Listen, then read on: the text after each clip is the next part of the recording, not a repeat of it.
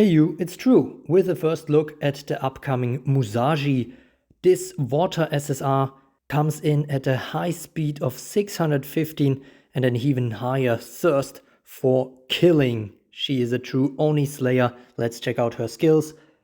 First up we have Lone Wolf, giving 1 spirit, costing just 50 time units and dealing 200% damage to one enemy, ignoring enemy damage reduction effects. Where this skill becomes really interesting is that 200% damage are added for every enemy that she has defeated while on the battlefield, up to 1000% damage maximum. Next up we have the Glacial Slash, 2 spirit cost, 70 time units, 600% damage to one enemy. This does not wake up sleeping enemies, so very valuable in a sleep team. But it does not ignore armor, for example, very importantly, and it is only usable 10 times per battle. Afterwards, Lone Wolf is her only damage dealing skill. Now you might be like, hold up, we still have 2 more active skills coming up, which is absolutely correct, one of which can actually kill without dealing any damage.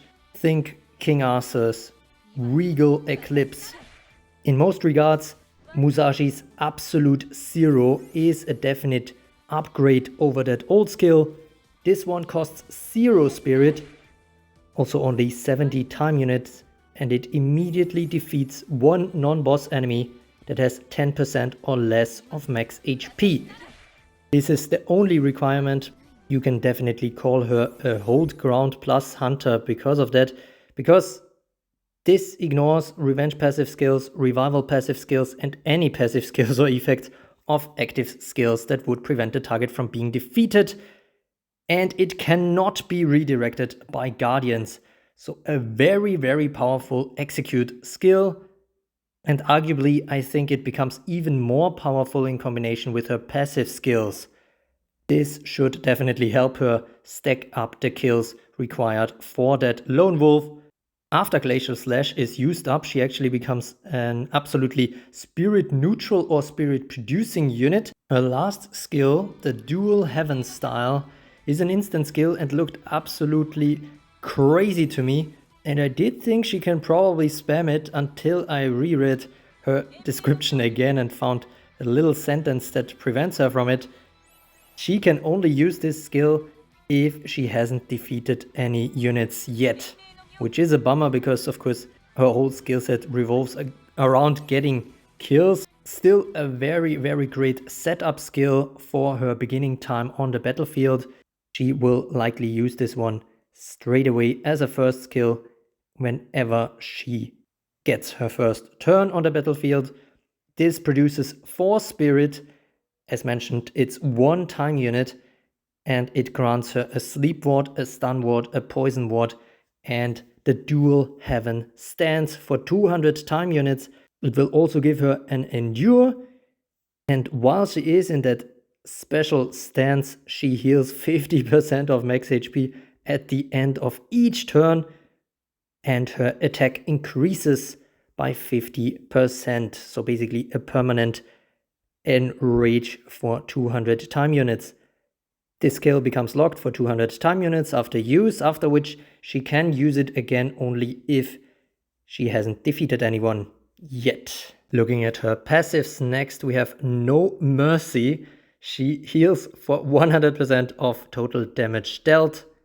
Very nice lifesteal right there, but more importantly, each time she damages a unit and leaves them on or below 25% HP, Musashi will get another turn, even if that enemy is defeated by that attack. Unfortunately, the way this is worded, Absolute Zero may not trigger that effect. Nonetheless, she might get to use Absolute Zero with that extra turn that she gets if the enemy fell under 10% of HP, for example.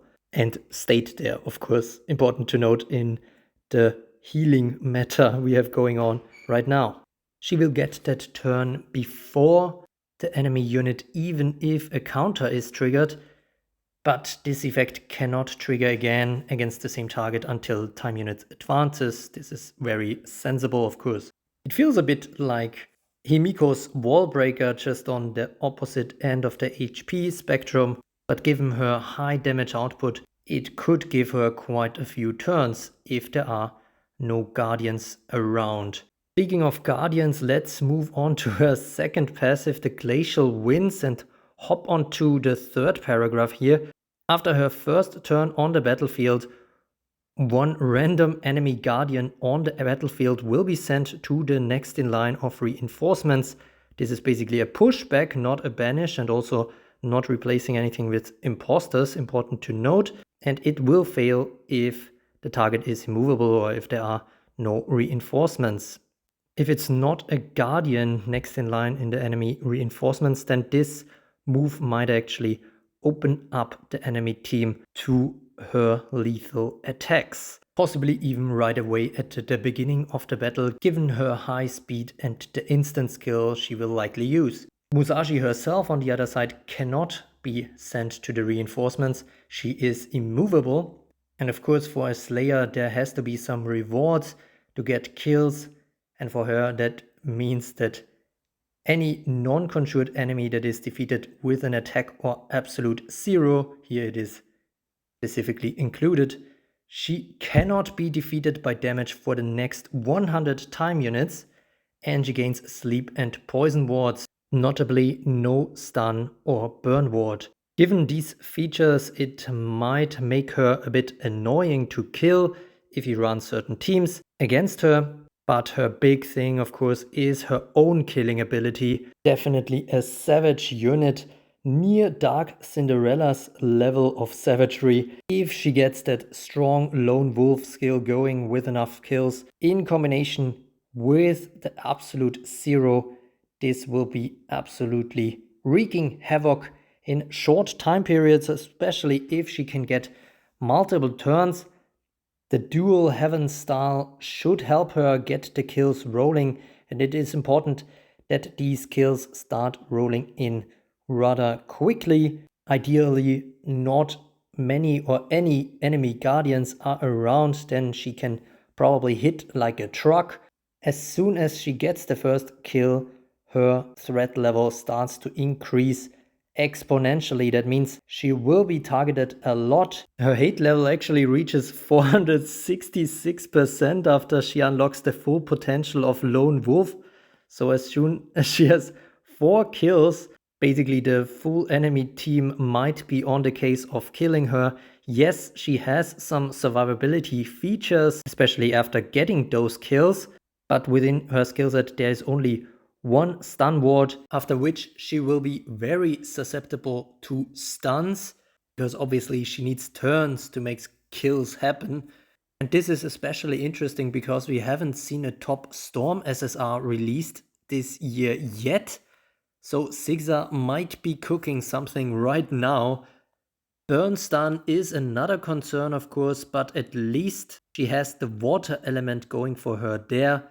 In fact, if she isn't coming in from reinforcements but is already on the battlefield from the very start, I think she can be a strong counter to burn P1s.